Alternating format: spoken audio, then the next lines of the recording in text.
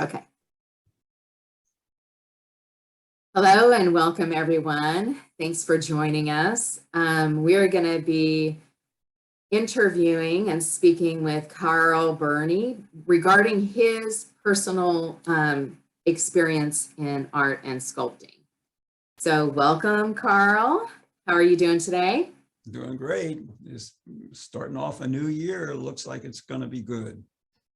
Boy, isn't that the truth? I sure hope so. Fingers crossed that life resumes. Right. You know, not that we all haven't been living, but it's been, you know, restricted. So It's hopefully we'll I've get called some it the back. COVID wet blanket. Right. It just dampens everything. And holds Yeah, it on. definitely has created some challenges for us. Right. Right. So Carl, tell me, okay, so just a minute ago you were saying that you got started late in life in art and stuff. So why was that? Like, and how did that begin for you? Well, when I was 5 years old, my grandmother said, "You're going to be an engineer." And that's what happened. I went to school. Grandmas know. Grandmas know. And I was an engineer. But they don't send engineers to art classes. I never even got an art class as an elective. I couldn't have taken it if I wanted to. So I was an engineer. I went off and I built big computer systems and man-machine interfaces and machines that would go down and capture the data of nuclear explosions before the device burned up. That kind of stuff. That was one of my favorite projects. But anyway, in my late 20s, I was well ensconced in my career, but I was at a party one night and I was at somebody's house and they would pour porcelain slip in a mold to make pretty pots and so on. And I just picked up some of the clay because it's quite malleable, and I made something. And it was fun. I said, "Oh, that's nice." And so I went away from the party and I kept making little things at clay. It was also working in clay is a great stress reliever because you can mold them and manipulate it, and you don't like it, boom, you throw it against the wall. And I threw a lot of clay against the wall. And it's also a way of getting rid of the tensions that come from sitting in meetings all day at work. So it was an entertaining hobby. But over time, I wanted to make bigger things. And with clay, you either have to fire them or you make them out of plasticine and you make a mold and so on, none of which I was particularly interested in doing. So I tried carving some wood. I did some wood carvings and I made some constructions out of plastic things and so on. And I made a big sculpture out of a pipe, plumbing pipe frames, and covered it with plaster and fiberglass, and it sat outside in the yard for years before it faded away. But I made some bigger things. But then after a few years, I had a subscription to Sculpture magazine, and there was an ad in there. It said, "Get your stone carving kit here, $15." That was a few years ago. And I did, and I got in the mail a little block of soapstone and a hammer and a couple of chisels, and I made something out of stone. I never looked back. That was, people find their medium, and for me, that's what it was. And I still enjoy it. I religiously try and get a couple hours of studio time every day. Because there's nothing like keeping focused on doing an artwork. And in sculpture, it's even more so because every whack of the chisel is an irretrievable exercise. You can't go back and change your mind if you knock something off with a piece of stone. So that's part of the challenge. just like carpenters say, measure twice, cut once. Okay, sculptors say measure 3 times and whack once. Okay, and that's a good thing to do. So anyway, I started working in stone. We moved to Santa Fe after a while, because Charlotte's job moved to Santa Fe, New Mexico, and we lived there for about 20 years. And I was fortunate enough to be able to telecommute to my work in the Bay Area, but that all went away at the tech crash in 1920 or 2020, and I'm not that old. And I'm all, wow, there was a tech crash in 1920? There was another kind of crash in 1920. Yes, there was. But anyway, by that time I had been working for almost 50 years in industry, and I was able to go off and start making sculptures. I had a big space in Santa Fe, and I could work on large pieces. I did a lot of garden pieces for the fancy houses in Santa Fe when I was there. It was quite nice. So I've now had a 20-some year career as an independent sculptor, but as a retired person, I don't have to worry about selling it. I still participate in shows and exhibitions, and I get a great sense of pleasure if someone purchases something, but it's not necessary in terms of putting food on the table or paying the rent or whatever. So it's a nice way to live. And like I said, the focus that you get by working on any kind of art, but sculpture in particular, just wipes out everything else that it might be bothering you, the fight you had with your wife, or all my kids are grown up, so I don't hear screaming kids anymore, but it just lets you think about what you're doing, and you're in the moment all the time when you're making art. And that's such a great feeling, or it is for me. So I keep doing it.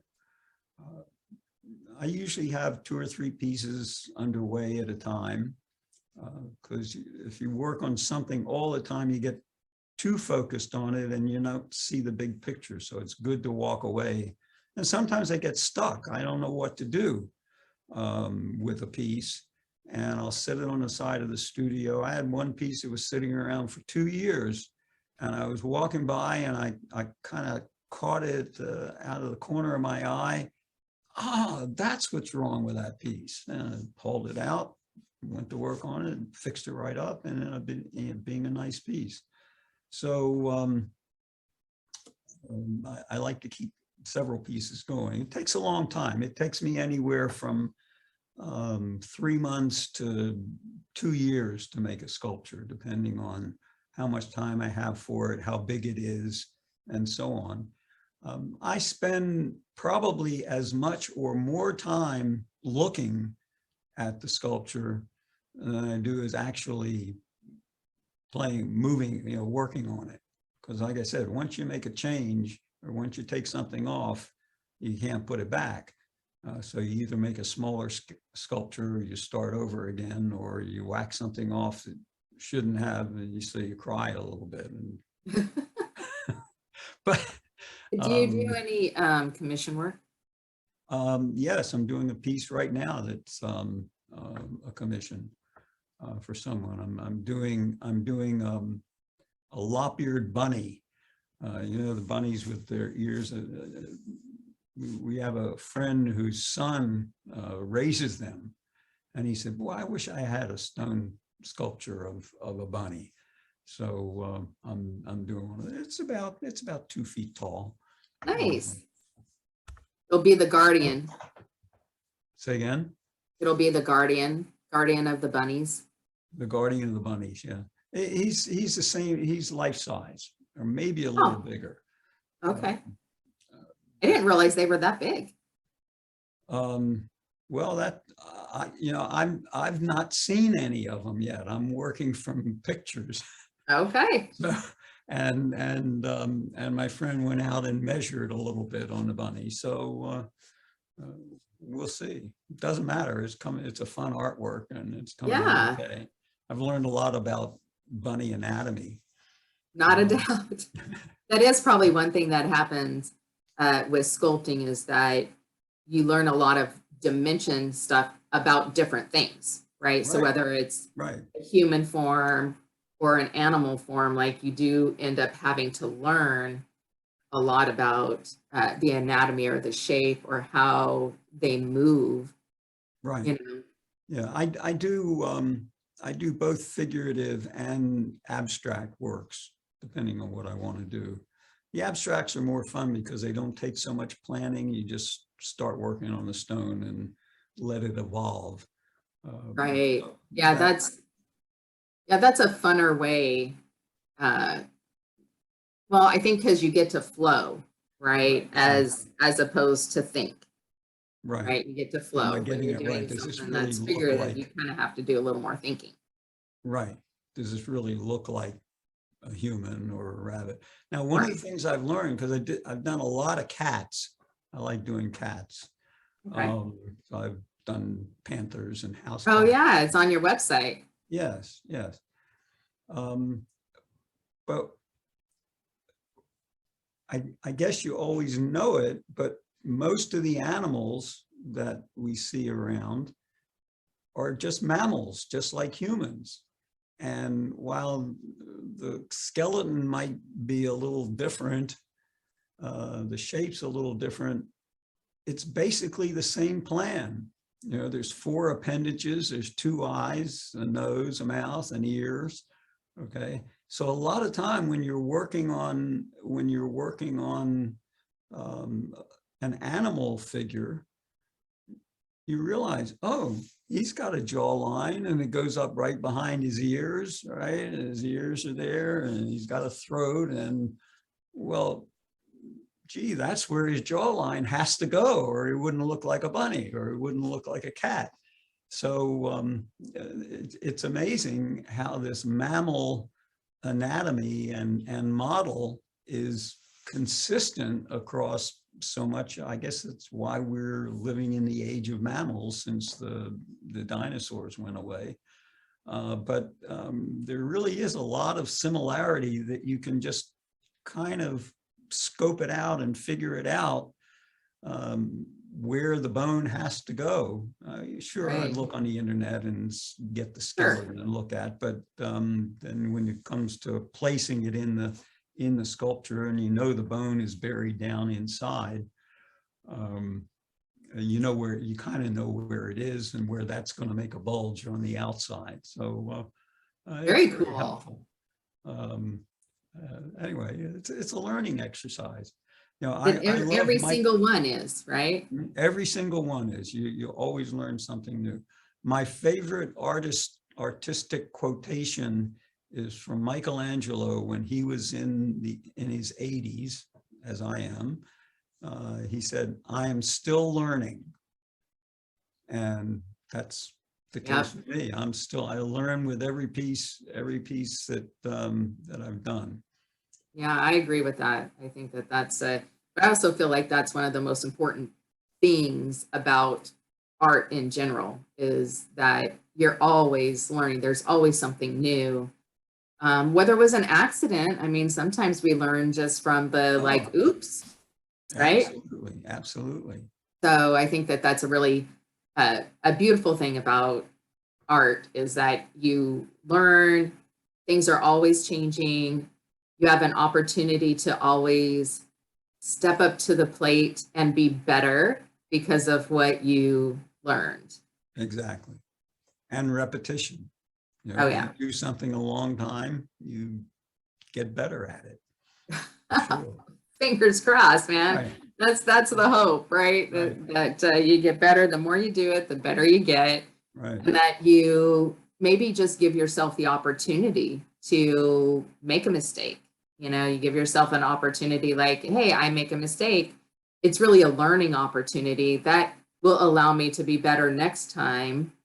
And you build on all of those steps, all of those oopses, all of those like, oh, I just took a gigantic chunk right out of this stone. That was not my plan. What am I going to do now? But How that's do I fix absolutely, it? you know, absolutely true. There's a saying among the stone carvings, stone carvers, that the stone tells you what to do. And I've had the experience several times where maybe there's a fracture in the stone and a piece comes off and it looks better. And Yay! you build on that, you know, the stone tells you what to do. Or it just happens. I don't know why that is, but you know, when you do stone carving, since you do have to be concerned about taking too much off, you keep working at it, but you look at it and you say, oh, it's just a little bit too big. You know, that ear is just a little bit too fat. And you take the chisel back, and the piece pops off. And it's not that you just fix that little spot in it, but it tends to pull the whole sculpture together, and you get that great aha feeling. Right. It really worked. Okay. Deep breath. Yeah, Okay. Now we're in right, business. right.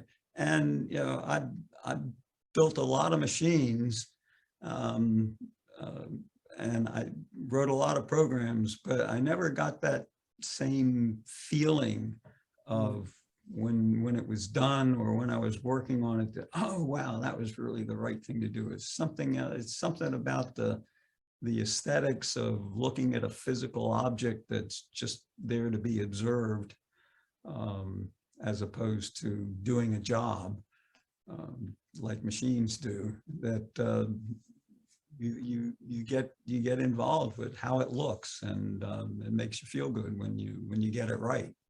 Right. Well, because it is, some of that is really about like kind of just what you said, like it feels wrong.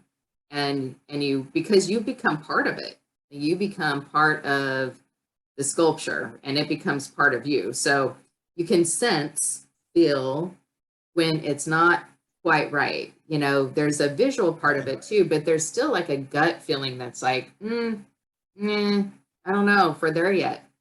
right, exactly, yeah. And that's especially true when you're working on something for an extended period of time, like you do with stone. But it's good. I mean, it keeps you focused. It's quite relaxing. And stone carving is not hard. You know, people say stone is really hard, must be physically demanding. It's not so physically demanding. Stone is actually quite fragile. That's why you see in many of the old buildings, the lintels over the doorways and the windows is a big piece of wood, because the wood is actually stronger than the stone. Or if they do make a lintel out of stone, it's really thick. Right. Well, that makes sense. I mean, because like stone has natural fractures in it, so that's some natural weak spots, I guess. Right, right. So, which you would have to be super mindful of when you're carving. You do. Yeah. So you have to Usually really get to know the stone. you do. Usually the fractures get you early in the process, because that's when you're banging on the stone pretty hard to get rid of all that extraneous stone that's in the way. And you hit a fracture that is not there. Some stones that you know have all those fractures in, what I'll do is I get some very thin, non-viscous epoxy, and I kind of just float the epoxy over the whole stone and let it soak into all those Oh, fractures. that's smart. And then I can carve on it and it won't break. And if you get it, even if a piece breaks off, sometimes you can glue it back on. If you get Right. it quickly enough and you use a nice clear epoxy, by the time you get down to the finishing steps, you don't you don't see it. It just looks like the vein that was already in the stone already. Right. So you can do that. And with this, some of the alabasters are that way. They're just full of fractures, and you can get rid of them. And you give it another dose of the epoxy as you remove some of the surface stone, and off you go. And that keeps it from breaking. But it's That's a not great visible. tip. Is not visible in the final piece. Right. Polish. So do you have a favorite type of stone that you prefer to carve out of? Yes, I like marble and limestone. Okay, the Okay, marbles, why? because they can live outside. And they Ah, don't take up all nice. this, they don't take, Space. We talked about space. right, they don't take up storage space in the house when they're done. Um, and you know, I have pieces that have been sitting outdoors for one piece, a cat that I did early on, and we call it Watch Cat. It sits by the front door, and when the kids used to come by for trick or treat, they would all pet the cat. Nice. It's been sitting outdoors for 40 years, and Oh, yeah, I've got to give it a bath and clean off all the dirt and maybe give it a coat of wax once in a while, but it's not a lot of maintenance to do. Because marble in particular is reasonably hard. Limestone is not so hard, so I can do bigger pieces in limestone because it's easier to work. But the limestone is a little boring in color. It's either gray or beige. You don't get a lot of colors in limestone, where in marble you get all kinds of stuff.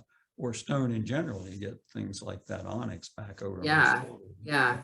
I know, which I just love. I keep looking at it.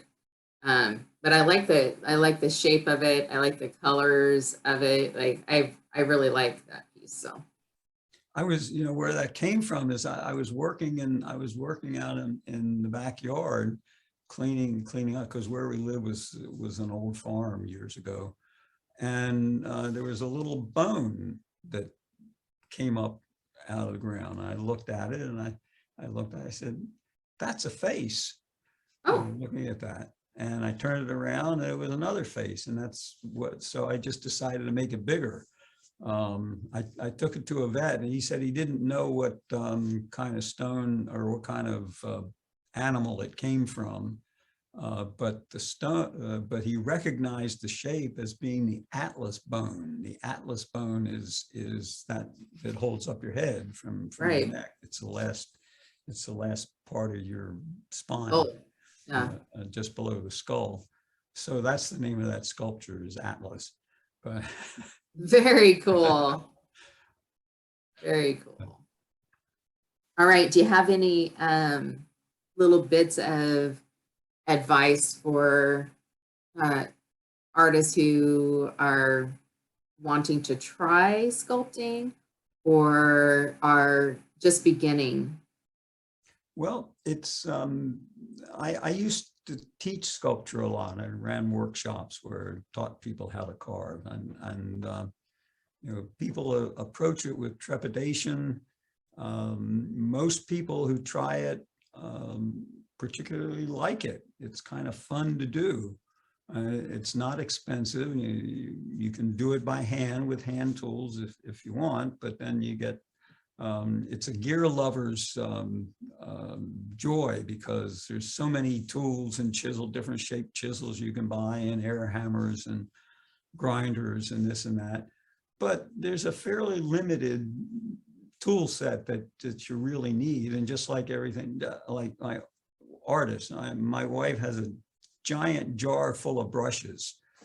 She uses 3 or 4 of them, you know. But Right. every once in a while there'll be something where she needs that other one. The same way with chisels.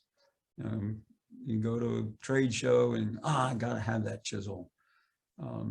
I've had chisels that have been sitting around for a long time that I never used until that one time, hey, I really needed it.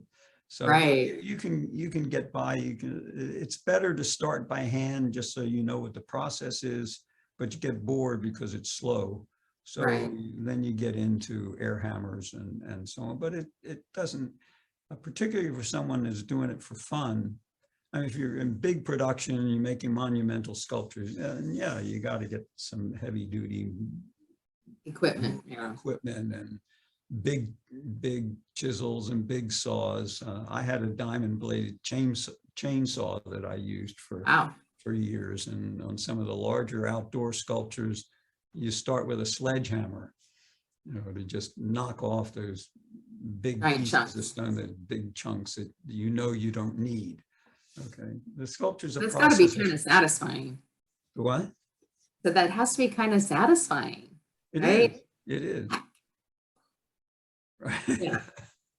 But for but not everybody takes to it, but a lot of people do. I found in my workshops that the majority of the people attending were either newly retired people or people that were about to retire and said, what am I going to do? Okay. And you don't need a lot of art training, and you can let your imagination run wild. And it's a nice project in that when you're finished at the end of the day, you just lay your tools down, you walk away, and you can come back the next day, the next week, the next year. The stone doesn't care. It's been around for billions of years. And pick up where you left off. So there's not a lot of things like washing out the brushes and letting it dry. You work on it until you're done. Yeah, you have to sweep up a little dust and stone carving, stone chips once in a while, but there's not a lot of maintenance to it. One of the things that I get into is the process is the same as it was 40,000 years ago when people picked up a rock by the local river and made a little Venus, Venus type shape or fertility Right. or whatever it was. You just get a piece of stone. The idea with carving stone is it's hard, but you find something that's harder to knock off the stone. So over the millennia, the tools have gotten a little better, but the process hasn't changed. You start with a big piece of stone and you take off all the stuff that doesn't belong there, and you end up with something that's fun to look at. And Yeah, that's kind of cool that, and